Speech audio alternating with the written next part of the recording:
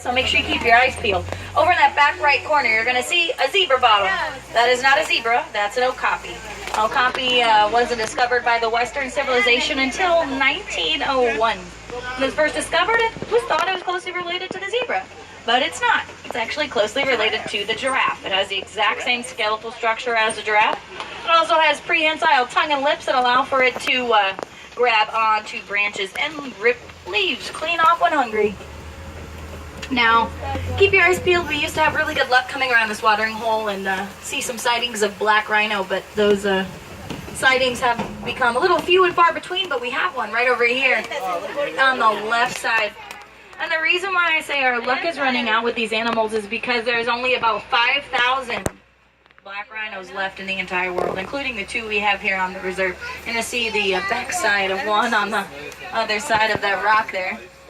And that's because they're heavily poached for their horn on their face. It's very sad. Unfortunately, that horn is made up of the exact same material as human hair and fingernails, so it makes me wonder why we feel the need to take something away from an animal when we already have plenty of the material we're looking for.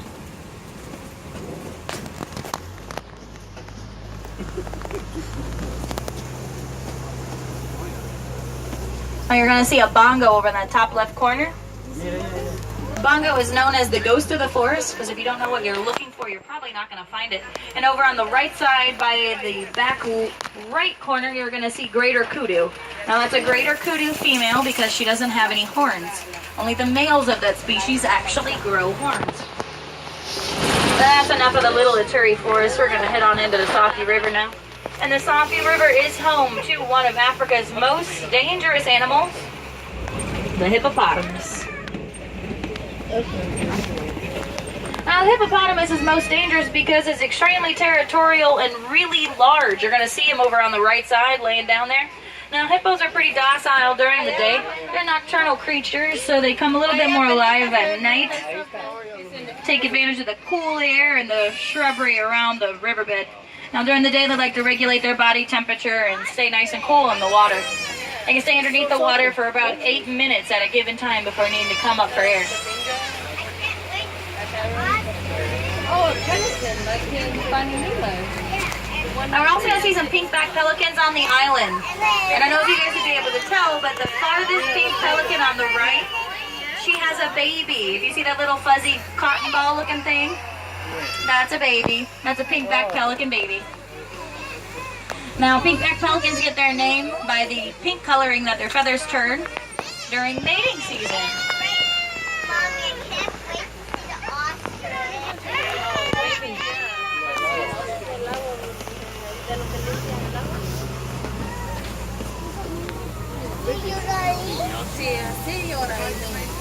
Now I'm going to go super slow and steady over this bridge because underneath of it is the home of Nile crocodile.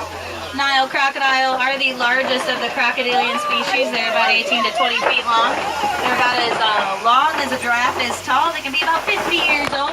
They have incredible bite power. They're able to crush the bones of their prey in just one chomp. But that's enough of the Safi River for one day. We're going to head on into a different type of ecosystem, a different terrain altogether. We're going to head into the savannah.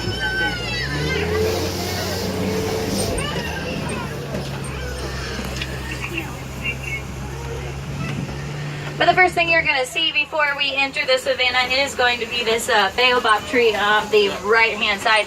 Baobab tree is also known as the upside-down tree because its branches look an awful lot like roots. It's because it's leafless about 9 months out of the entire year, and during those 9 months it stores all the water that it needs to survive in its trunk.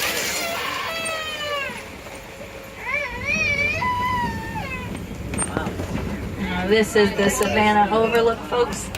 And the savannah is home to some pretty famous animals such as giraffes, elephants, and of course lions. But it's also home to some pretty not so familiar faces. Hopefully you'll be able to see a good amount of them as well.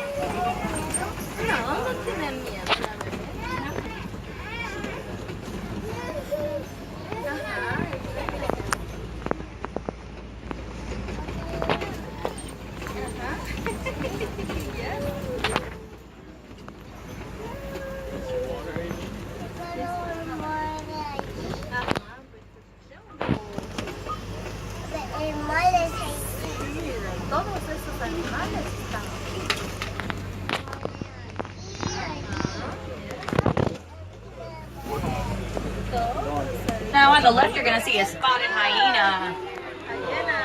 Now, spotted hyena are actually pretty avid hunters. They're not scavengers as television and movies actually tend to believe.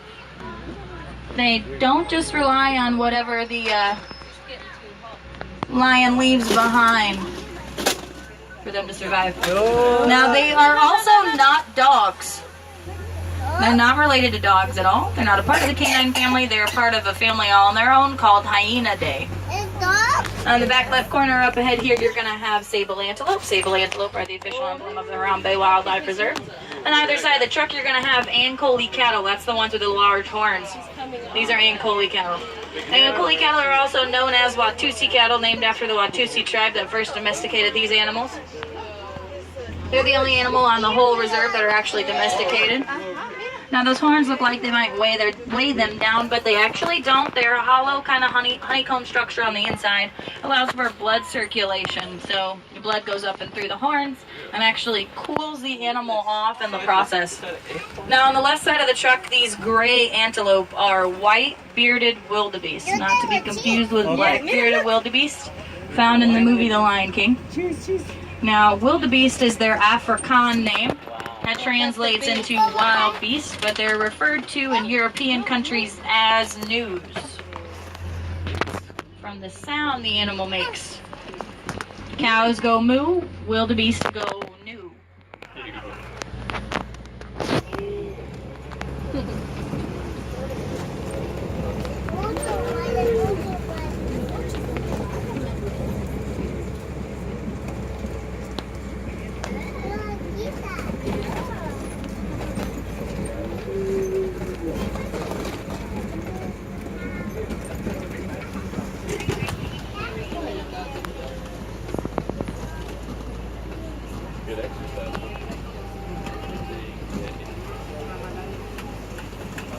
On the left are all Maasai giraffe. That's just the type of giraffe, the species that they are, Maasai. You got some laying down amongst the palm trees there, and you got some on the left. They're all the same giraffe, just various in heights because of their age. There's about 9 different species of giraffe. But when all giraffes are born, they're about 6 feet tall. They can be about 18 to 20 feet as an adult.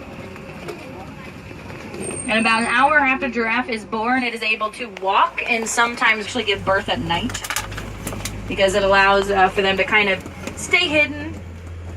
As it's a brand new baby, they don't want predators to take advantage of the animal's weakness. Monkey Point is a territory where we can normally see some mandrill and African elephants there. So keep a lookout to your left-hand side. See if you see any mandrills. Mandrill monkeys are the largest of the, there they go. You see his brightly colored bottom there. They're the largest of the monkeys. There's some babies there. Smaller mandrills. Now, mandrills have brightly colored faces and bottoms. And when that animal gets more excited, those vibrant pattern markings actually get even brighter. They have bright pattern markings to attract mates. You're also going to see the bottom of a male elephant over in the far right. See if we can get a little bit closer to that guy. I say it's a male elephant because you don't see any other elephants around him. Males, after they reach a certain age, actually leave the herd and spend the rest of their existing life alone. I don't know if you guys could see. I was going to take that road and lead it right directly to him, but the road's closed. So, great. All right, well, I'm going to have to go straight because I can't necessarily turn the vehicle around. So let's see where this road actually takes us here.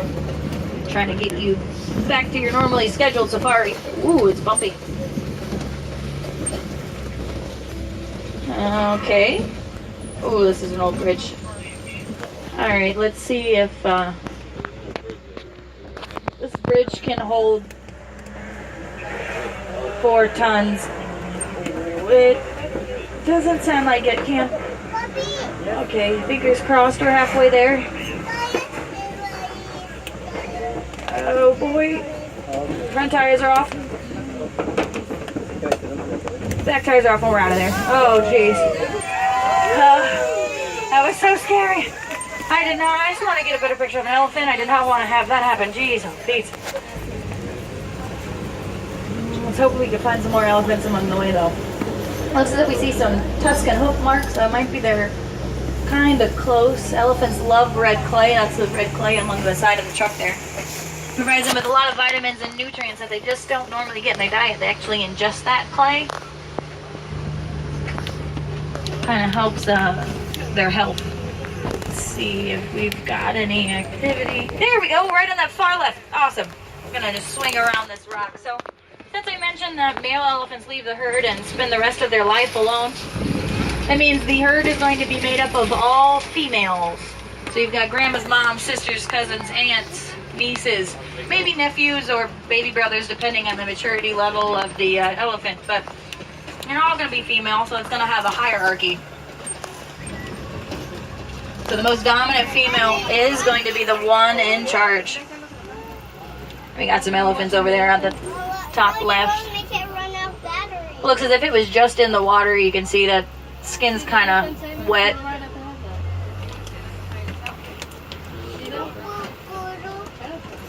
Now,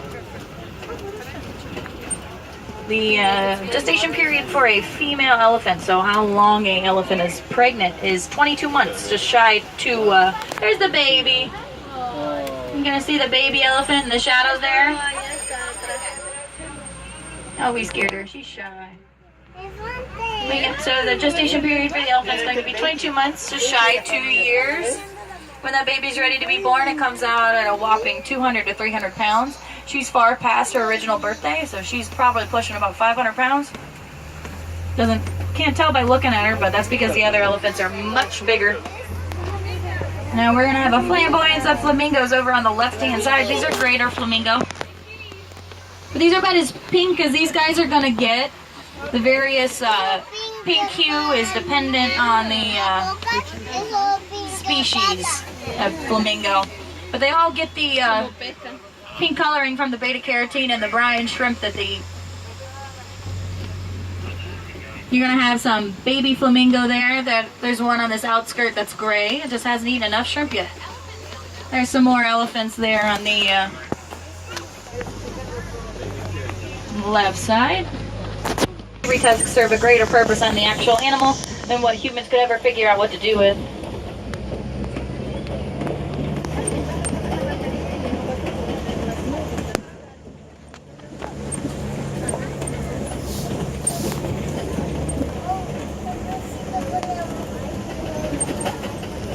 Now up ahead, if you look directly straight up on that left hill, as I turn this curve, you're going to see a cheetah. She's up underneath the tree there.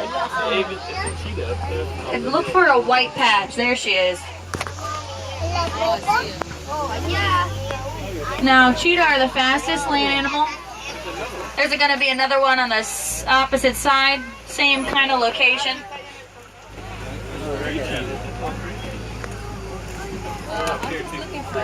They can run about 60 miles an hour in about 3 seconds. But just because they're fast runners does not mean that they're distance runners. They're only sprinters, so if their prey has a better endurance level than the cheetah, it could probably survive. Now up ahead is a kopje, and that's just the name of the rock formation. But kopjes usually are home to lions, so hopefully keep your eyes peeled. We might see some lions here. Now, the pride of lions, all the lions have their responsibilities. It's a female lion's responsibility to do majority of the hunting, and it's a responsibility of the male to stay back, guard the herd, and take care of the cubs like a stay-at-home dad. Then we're gonna have ostriches crossing the street. Hey, it's an ostrich. In the road. They're gonna be on the right side of the truck. Now, the common misconception of ostriches are that when they're scared, they stick their head in the sand. That's not true at all. You can thank cartoons for that.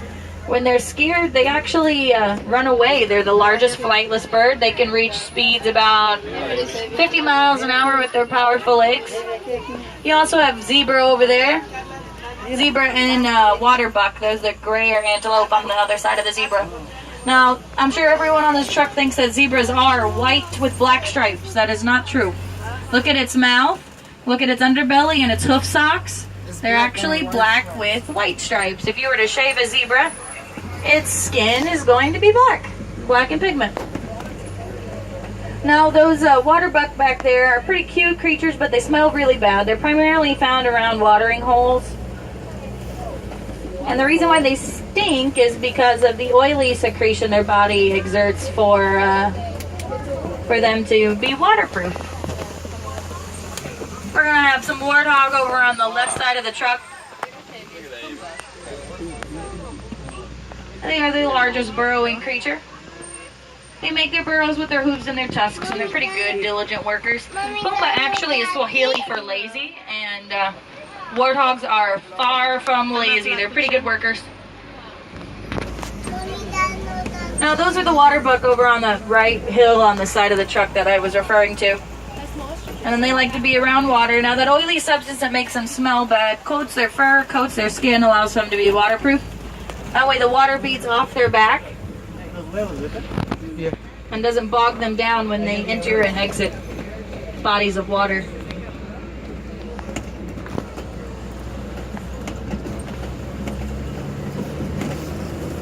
It was thought by looking at their backwards swooping horns, it resembled a scimitar sword.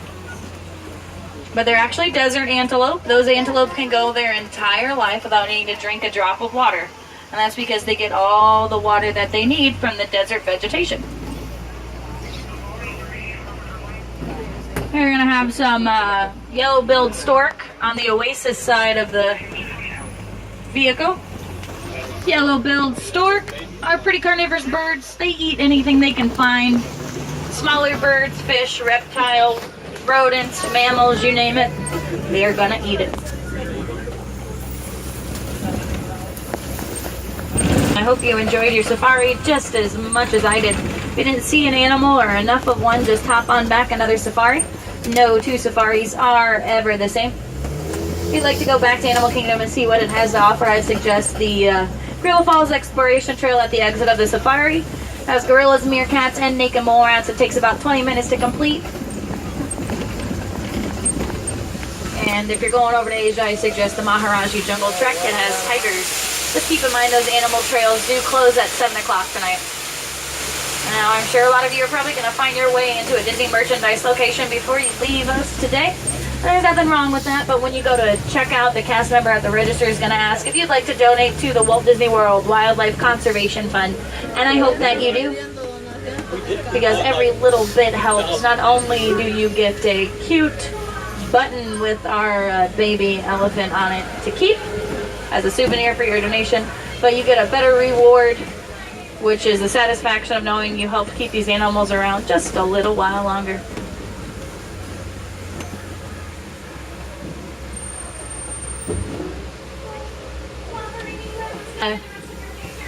Wait until we get the all clear from the wardens. We'll take this time right now, guys, to look amongst your feet. Make sure you gather everything that you brought onto the truck with you. It's kind of bumpy out there. I wouldn't want anything to fall on out of a bag. If you still haven't seen any of the shows we have to offer here at Disney's Animal Kingdom, one that's relatively close to where you are right now is the Festival of the Lion King Theater in Harambe Village. It has a show every hour on the hour. The last show is going to be about 5 o'clock.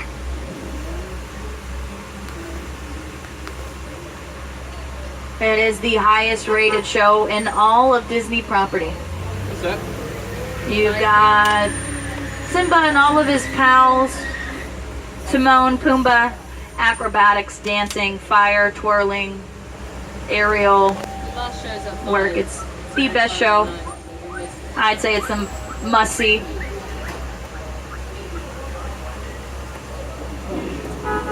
I got the all clear from the warden, so I'm going to leave you guys with this. I'm going to say Kwaharini. We say that in Harambe Village. It means to go well. It's a far better phrase than saying it's a little bit more friendlier, because we'd like to hope you guys would come back on another safari. It's much better than saying goodbye.